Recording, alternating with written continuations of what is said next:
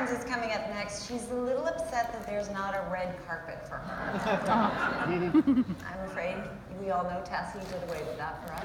But if you could just kind of conjure one for her as you're listening, imagine it in your mind for this entrepreneur. She's an advocate. She's a master makeup artist and CEO of Kriss Cosmetics LLC in Manchester, New Hampshire.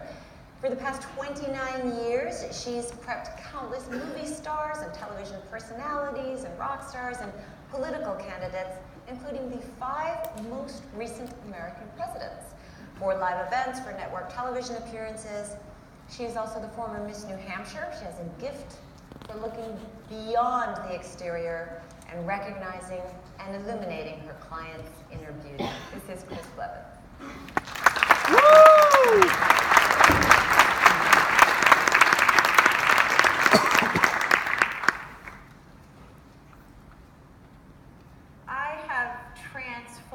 Through the art of makeup, hundreds and thousands of faces. I'm a makeup artist. I'm an entrepreneur. I'm the founder of Kriss Cosmetics. And I have painted the faces of the last 6 presidents of the United States, including every presidential candidate in the last 6 elections, countless media icons, and celebrities. I'm often asked the question, in fact, it's the most frequent question that I'm asked, is who is the hardest to make over? I always stop, stay silent, and ask myself, what are you really asking me? Are you asking me who was the most flawed? Are you asking me who looked the worst when I got started? Are you asking me who presented the most challenge? Who needed the greatest transformation in my 30-year career? Well, because of client confidentiality, I have been unable to answer that question. Until now.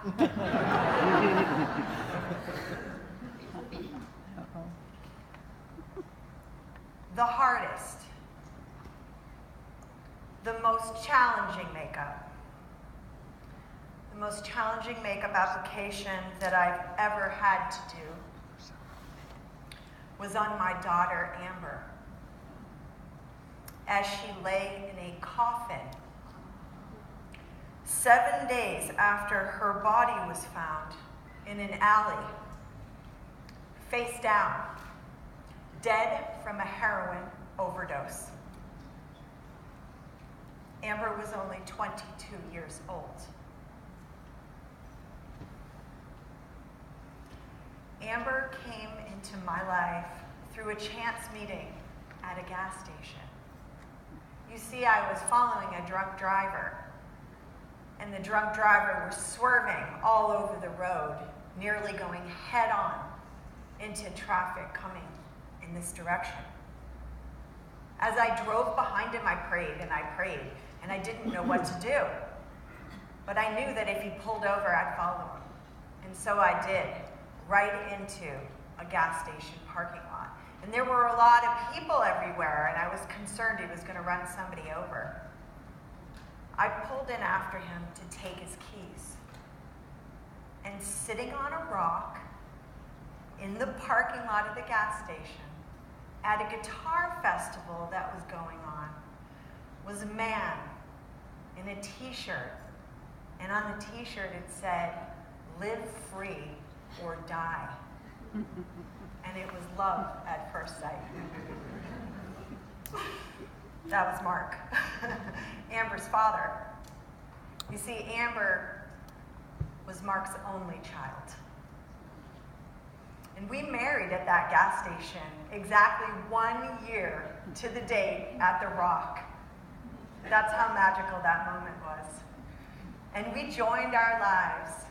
I am the mother of three incredible boys, Alex, Travis, and Tanner. And Amber's age fell right in between the first two and replaced a very big dark void in my life of having not had a daughter and being a makeup artist. I adopted her into my heart as if she was my own. But the journey did not start out easy. Amber was already in the thralls of active addiction. Her father told me her story, that it had started at age 15 with over-the-counter Benadryl. You see, Amber suffered from bipolar disorder and oftentimes was very uncomfortable in her skin. And this beautiful, once ballerina, honor roll student in high school, dog rescue mission advocate, quickly turned to gateways. Gateways like marijuana and alcohol. When I met her, she had just barely turned 17, and she was already using opiate pills that she was buying on the streets. When that got too expensive, she turned to a full-throttle heroin addiction, an IV heroin addiction. Amber was a really, really hard girl to catch. She was always running. Until we figured out that she wasn't actually running, she was chasing. She was chasing her next high. Our life behind the scenes had become a living hell. Every day we awoke wondering if today would be the day that Amber would die. Amber was incarcerated 4 times in the last 2 years of her life. 2 counts of heroin possession. And then the devastating news that she had been arrested for prostitution. We would later find out that it wasn't actually prostitution at all. Amber was a victim of human trafficking. Her body was being sold. She was getting paid in the drugs she needed to not go into the horror of heroin withdrawal. She had every opportunity to have a beautiful home with us, an education just like the boys, but her disease chose differently. She never stayed with us for more than 2 nights. We would wake up to a quiet house, pray that she was sleeping in, only to open the door and find a note on the door that said, "I love you. I'm so sorry. I appreciate everything that you're doing to try to help me, but I have to go back. I have to go back to my people." You see, her people were the culture that she had become comfortable with. They were people living homeless on the streets of Manchester, just like her. The last time that I visited her in Valley Street Jail haunts me to this day. There was glass between us. She was in an orange jumpsuit. I looked deep into her eyes, and she was vacant. You see, she had already been in there for 3 months, so she was physically detoxed.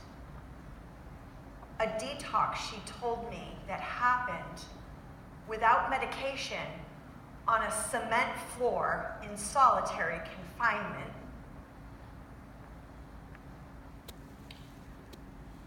When I looked deep into her eyes, I got to know the disease behind her substance.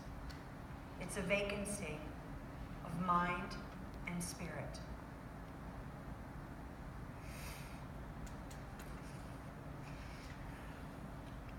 While she was in jail, we got her a bed and a detox, but they wouldn't let her out. And when she got out, somebody else's loved one was blessed with that bed, not ours. Within days, she was back out using on the streets, and Mark and I would drive all over the city, through the alleys, everywhere, looking for Amber. Oftentimes, night after night, not being able to find her. But one night we found her. She was on the verge of death, and we knew we had to do one more desperate thing. And we had heard that if she was to walk into an emergency room, and she was to admit that she wanted to kill herself, that she would have to get treatment. So we set it up. We drove to the emergency room, and she walked in alone and did what we told her to do. And she got admitted for a week, and she came out physically detoxed. You see, she had to lie to get treatment.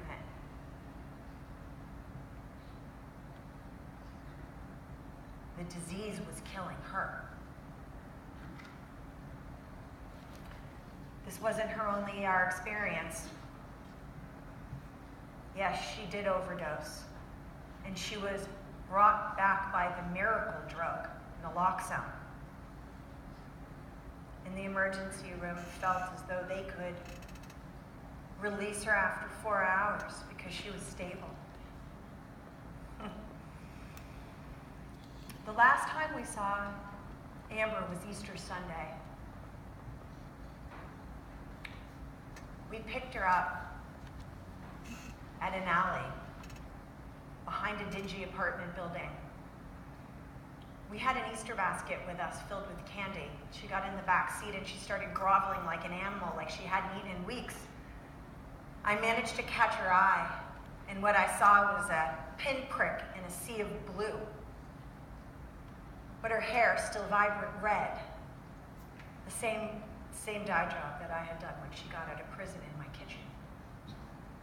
My nickname for her was Red. You see, on the street she was called Shadow. And that day in Walmart, she picked black hair dye. And I said, no, I'm not feeling that. And she goes, all right, then do whatever you feel. And so I picked the brightest color I could, red, and I nicknamed her Red.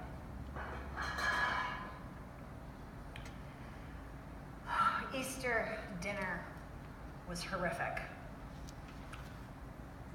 She was high. She kept nodding off. Yes, her plate right in front of her, and her face kept going right in it. It was horrible. We had to leave early. And we begged her to please, please, please come back to our house. Let's try again. Let's try and find a solution to this. There must be somebody out there that can help us. She refused. So we dropped her off in the alley. It was a beautiful, magical day. The sun was shining. It was Easter Sunday. Everyone else's spirits were celebrating, and we were scared, as both of us got the opportunity to wrap our arms around and tell her how much we loved her, and watched her walk away up the stairs to that dingy apartment. 3 days later, in that same alley, Amber's body was found dead from the heroin overdose. Her body remained at the medical examiner's office for what felt like an eternity. It was about 7 days. And Mark and I were getting really antsy. We were getting really uncomfortable. We had made a decision to cremate her. And as the day was coming to have her wake, we were really uncomfortable, especially Mark. And I said to him, honey, what is it? And he said, Kriss, I don't think she's dead. I don't think she's dead. She knew so many people on the streets. I think what it is that she's in a witness protection program, and they're hiding her somewhere, and I may never see her again. I need proof. I need proof that she's alive. And so we asked to see her, and they said no. if you've chosen cremation, you cannot see her. The only way to see her is for her to be embalmed and prepared for viewing. Okay.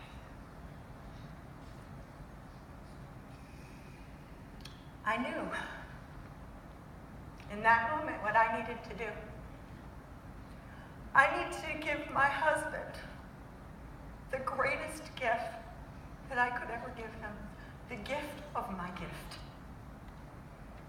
My gift of a makeup artist, a master makeup artist.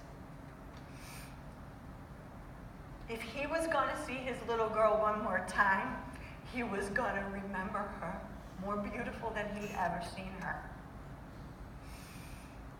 I was held up by a friend, and as I approached the coffin,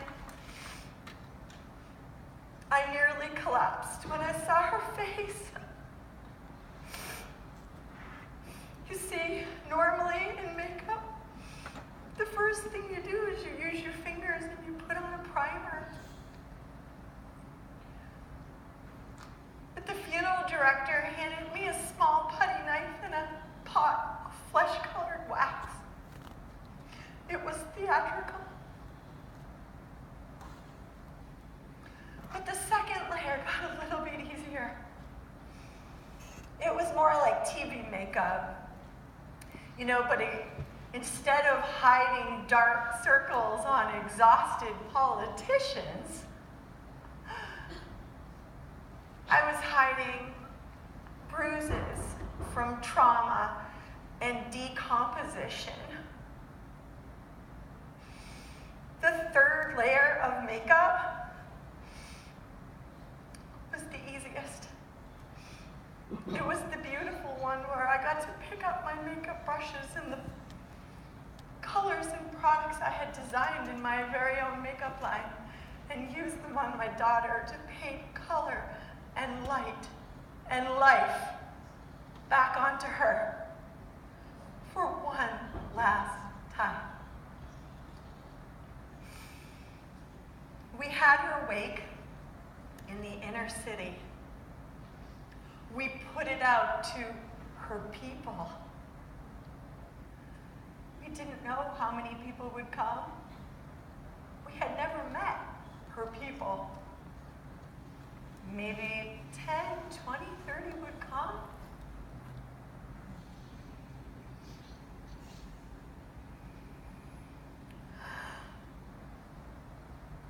Hundreds came. Hundreds and hundreds and hundreds of people came.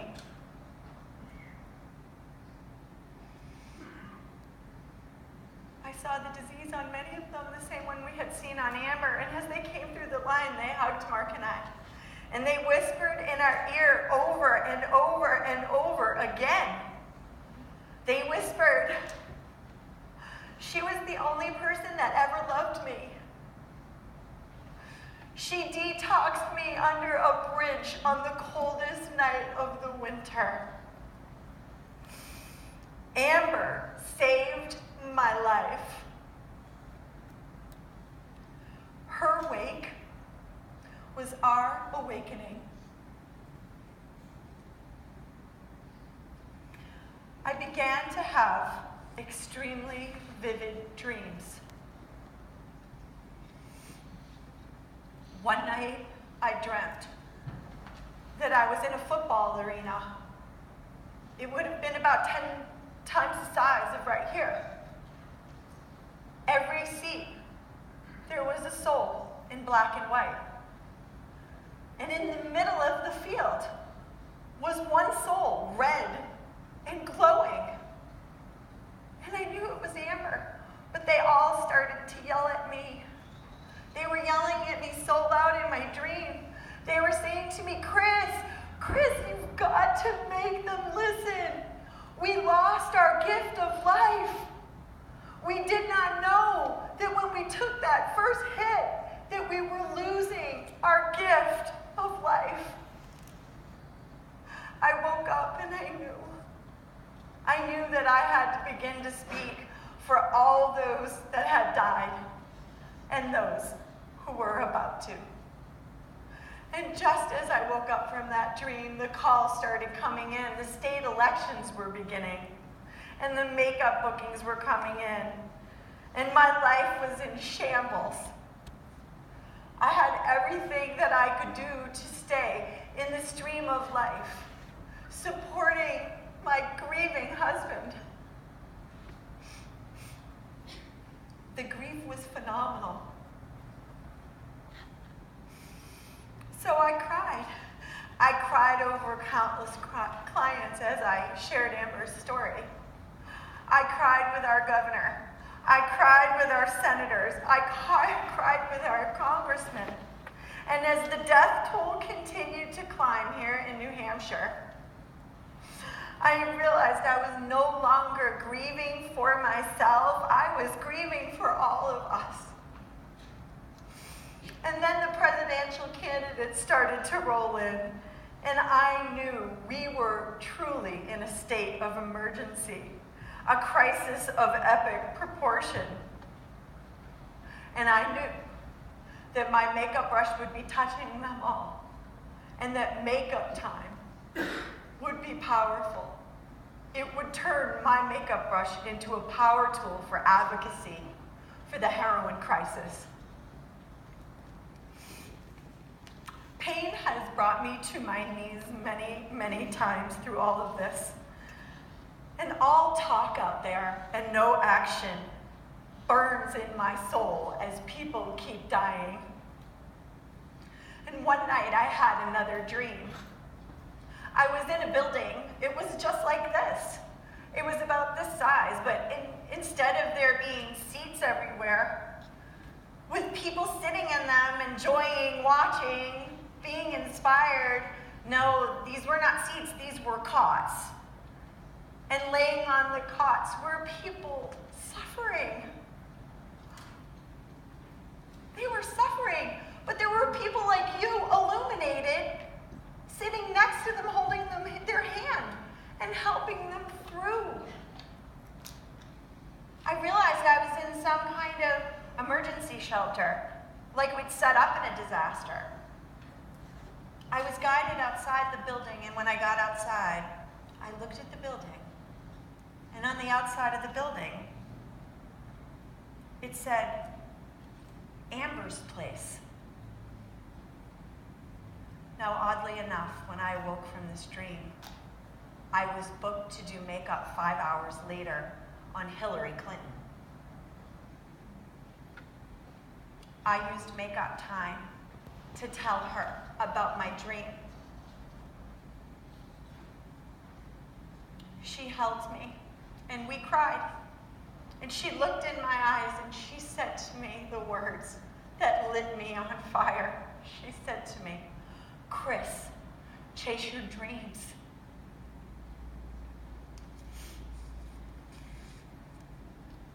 I was then up close and personal with every presidential candidate in this election. I began to paint my way through advocacy. There's not one candidate that was in this election that does not know Amber's story personally. I engaged my vision with an incredible grassroots community center called Hope for New Hampshire. It was there that I met absolute angels, people that would become my support system and help with my vision. People like Holly and Melissa and Kelly and John and Lois. Dennis, Hannah, Barbara, it goes on and on. But this was a community all moved in one way or another through pain with substance use disorder that came together and united. An old homeless day shelter appeared. It was the perfect location for Amber's Place. In fact, it was all ready to go. Mattresses, food, clothes, everything was donated and magically appeared through donations from the community. And I somehow, miraculously, was able to raise $100,000 in a matter of 2 months to pay for staffing, to care, for the sick and the suffering. The program yielded such phenomenal results that within just a couple of months, the city matched that $100,000 so we could continue our efforts at Amber's Place. Who we were treating was the sickest of the sick, those on the verge of death, the majority having survived overdose and been brought back by naloxone. But their life was teetering right on the edge of death, and there were no beds, and there was not treatment available for all of them. So we cared for them. We covered them and surrounded them with recovery love, and we stayed with them until their treatment path became clear. You see, there's so many huge gaps in the continuum of care, and this is where people are falling through and dying. I loved my time at Amber's Place. I met almost all the guests. My favorite thing to do would be to walk in, and they didn't know who I was, and they'd be sitting there and they'd be complaining, wow, this place is there's like a mattress on the floor. They want me to sleep there? I mean, where did you just come from? But, so they'd be complaining, and I knew it was just the disease talking. So I'd go up to them and I'd say, hey, how's it going, And I go, I'm Amber's mother. And they'd be like, whoa, okay. And for many of them, that was their first moment of gratitude. Gratitude for the chance to have another chance at life and to get well. And it was so easy to look deep into their eyes, to look past the disease. Amber taught me how to do that. To look past all that and look so deep that I could see the spirit in them and talk to their spirit, not to their disease. And say, you know what? You're going to be okay. We're here with you. We can do this. It is there, deep down within the human spirit, that recovery is ignited. Amber's Place united our entire community. An amazing program called Safe Station was born. Do you know that in Manchester, New Hampshire, in every fire station, anyone at any time, 24 hours a day, that is ready to embrace recovery can walk in and get the help they need? This is incredible. This is starting to fill all those gaping holes that people were falling through. Amber's Place is now called the Safe Station Respite, and a wonderful organization, Helping Hands, has taken over the mission. I often think about the day that Amber died, and Mark and I stood in the front yard, and there were so many hawks in the sky that day, and they were circling around us gracefully. And Amber's Place mission is doing that right now, circling and looking for the next big gaping hole so she can swoop down and bring healing and light. More will be revealed. We have new leadership, and we have a president who lost a brother to addiction. And I had the absolute honor of being asked to sit on an opiate panel just a couple weeks ago with Donald Trump. I was invited to share 2 minutes of my solution, and I had one. But unfortunately, what happened was weather delayed his plane, and then some breaking news hit, and the panel got delayed. So what was a 30-person panel started to dwindle down as we waited and waited and waited and waited for Donald Trump to arrive, and he kept his word, and he arrived. Whittled down to about 12 of us with a 2-minute speech. We started going around the room, and it got cut short. Late, gotta go. I was so disappointed. I had my piece of paper in front of me, so I wrote a handwritten note on the page. And I said, well, I guess today I'm not gonna be able to give him my solution. But just then, before he left, he says to all of us, he goes, I want you to know that I realize that you are the shakers and the movers. You are the ones willing to endure waiting and waiting and waiting until a solution appears. And you are in the epicenter of the opiate crisis.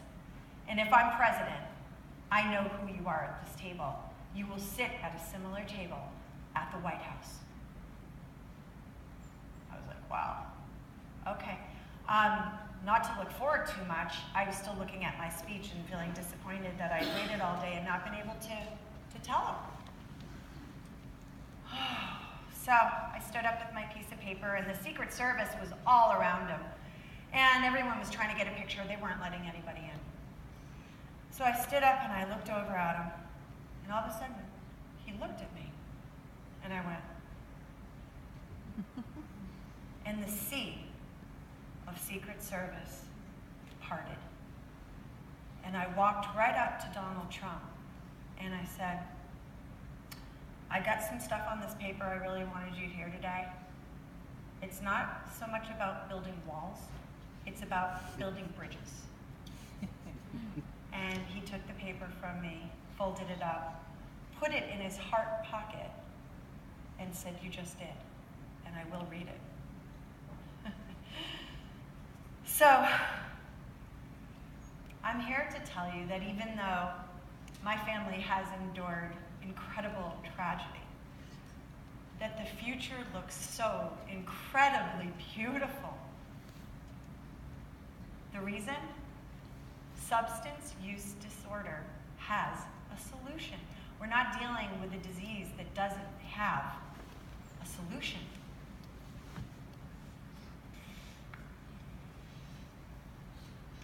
I often think back to that vision of that football field.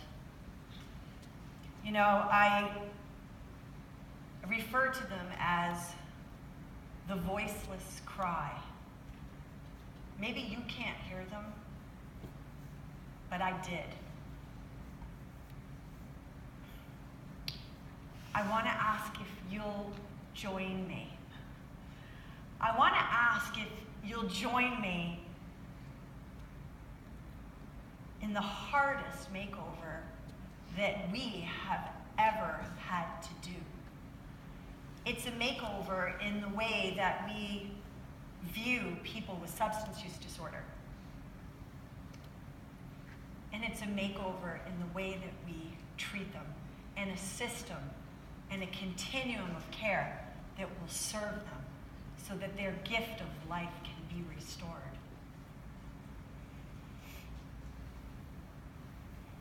To create this epic transformation, I have a few tips. We need to start with a foundation, and that is community united. We need to look in the mirror and face our own darkness so we know exactly where to put the light. We need to open our eyes and start to see the beauty in each other despite appearances. We need to draw attention to our lips with some serious staying power and keep this conversation alive because our children are still dying. Do you understand that this is an Amber Alert?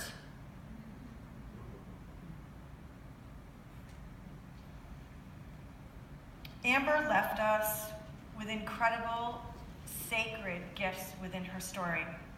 And it was through her powerful spirit, just a few hours before she died, that she was inspired to leave behind the greatest gift of all, her final selfie that was found on her cell phone, and a message to us all about love.